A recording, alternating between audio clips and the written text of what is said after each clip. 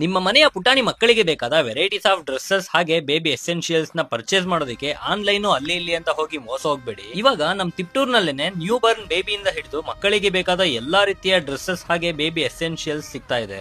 ಎಲ್ಲಿ ಅಂತ ನೋಡ್ತಾ ಇದೀರಾ? ಸೆಲೆಬ್ರೇಷನ್ ಹಬ್ ಅಂತ.